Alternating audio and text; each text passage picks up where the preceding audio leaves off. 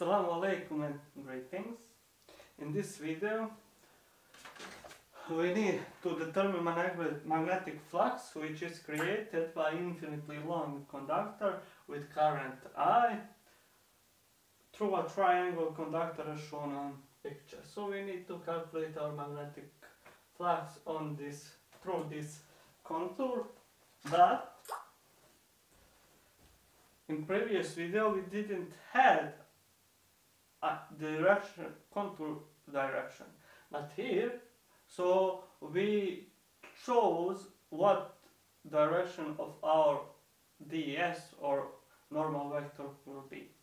But here we have a directed contour, which means we need it to determine, we cannot choose what will be the direction, but we need to determine it with the right hand rule. We curl our fingers in the direction of current and our thumb tells us what is the direction of vector normal or vector ds, and it is towards u. So this is our ds, it is towards u or normal vector. And we need to calculate it. How will we determine the magnetic flux? It is calculated with this formula. So B times ds a scalar product or dot product of these two vectors.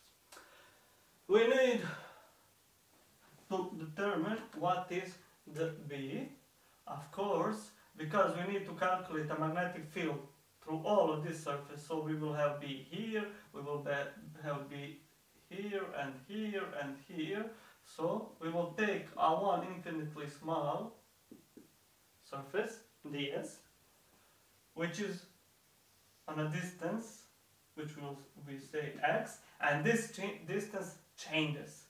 If this is an x, this infinitely small part is, of course, the x. So our magnetic flux density, as we know, for infinitely long conductor is equal μ0 I 2 pi times x, where x is the distance, and as we can see, the b is not a constant, it is a variable. It changes with the variable f of x, which is the distance. The distance changes. Now, next thing we should do is determine the direction of B. The direction of B, of course, we determine it right hand rule. Put finger here, curl fingers show the direction of magnetic field, which means that at this point, exactly here, the direction of our magnetic field or magnetic flux density is this. So what do we have here? We have that magnetic flux density is directed from u to the table, but this vector normal ds is directed in an opposite direction towards u, which means that the angle between these two is 180 degrees. So the angle between b and ds or normal is actually 180 degrees, which is actually a pi. So we know that our flux is equal. This is a dot product of two vectors. We know that dot product of two vectors is the intensity of first vector times intensity of the second vector times angle cosine of an angle between these two vectors. We know that this angle is, we already determined it, 180 degrees, which means cosine of P is -1. So we will write that as a phi is equal minus this integral. Now we need to determine ds.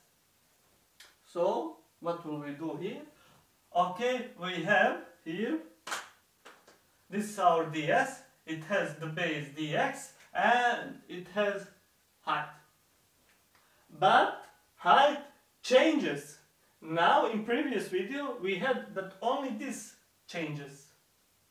the distance, this component. But now also this component changes in the second.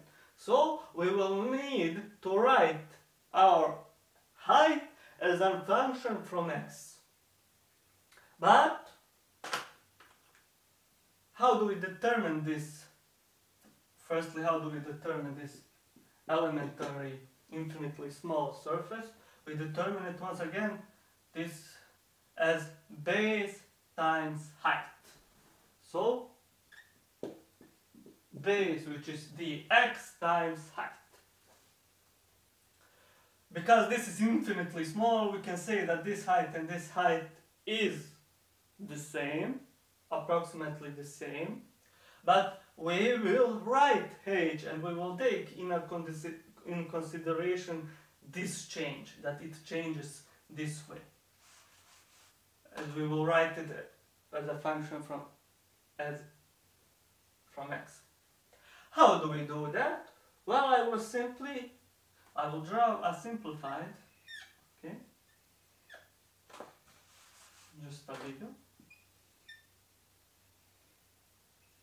So this is my triangle, this is A, okay, and this is my height. This height changes with the change of distance.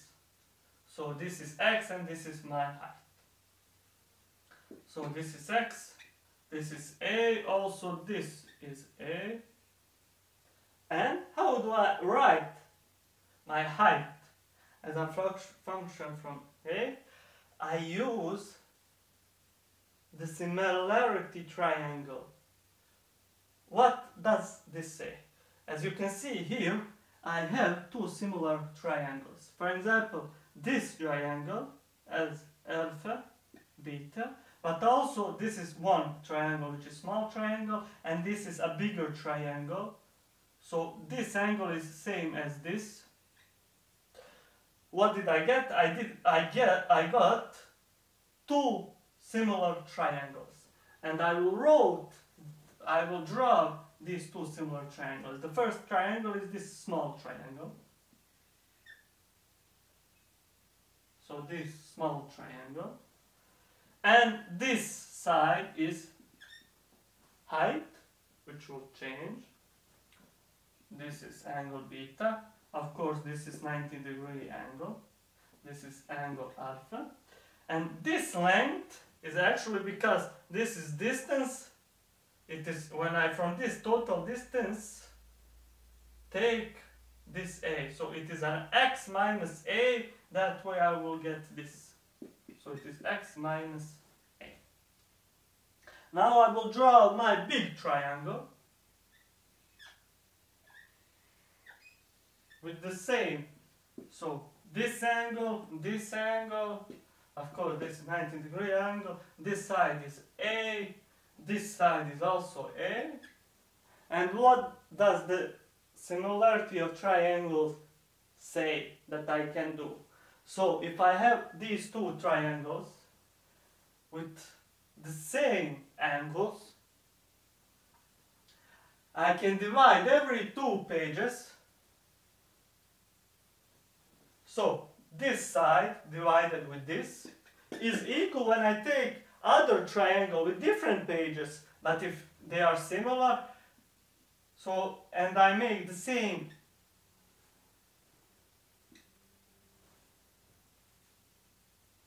so I also here I divided this divided with this, here I will divide this side with this, so h times x minus a. This is what similarity of triangles says.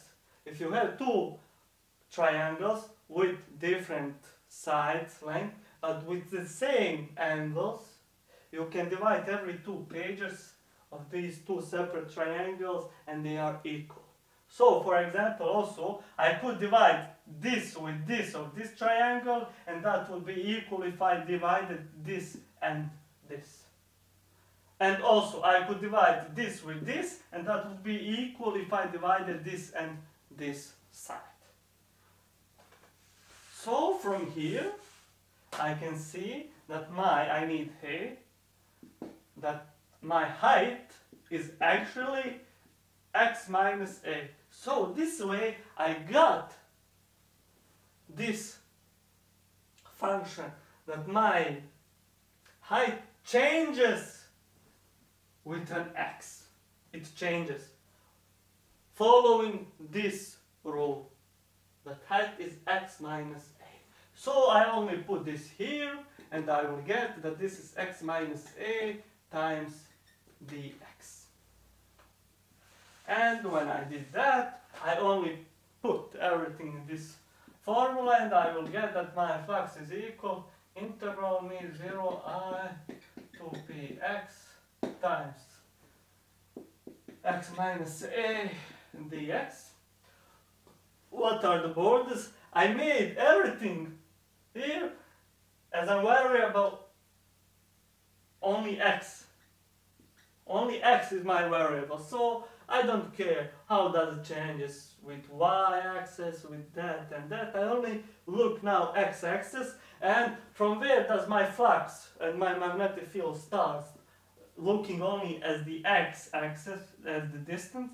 So my x starts from here, which is a. So from here, which is a, that is a lower border, and it ends here, which is a plus a to a.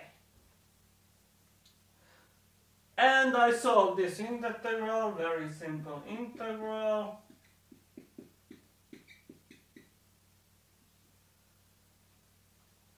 But excuse me, I have a minus here, so I have a minus here. And what will I get here? I will divide this with an x. I will get x divided with x, which is 1, which is only dx. Integral of dx is an x, with borders from a to 2a, which is actually 2a minus a, which is a, minus this a times dx divided with x is a logarithm.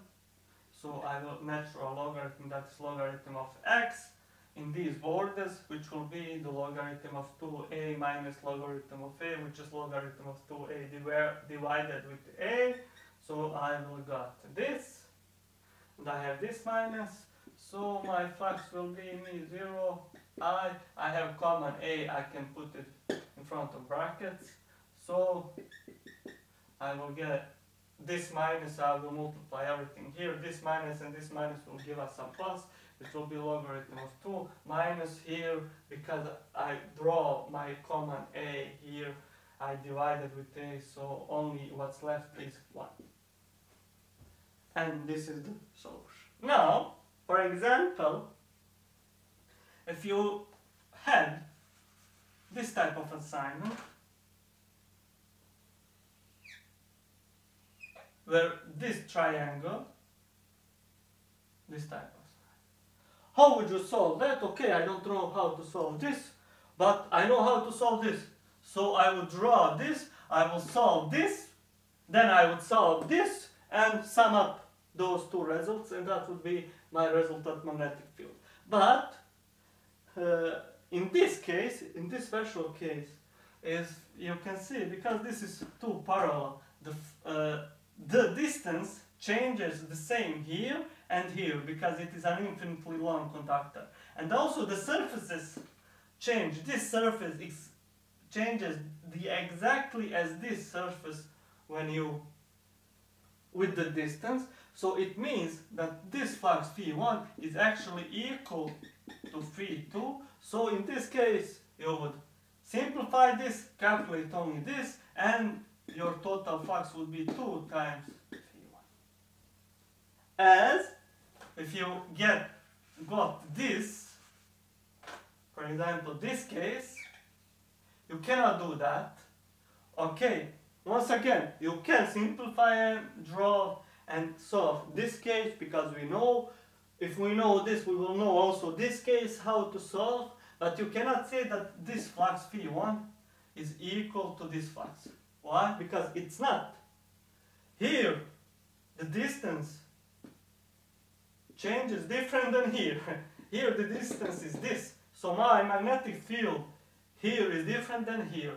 Also, with the distance, the surface is not the same here and here. It doesn't changes with the same law.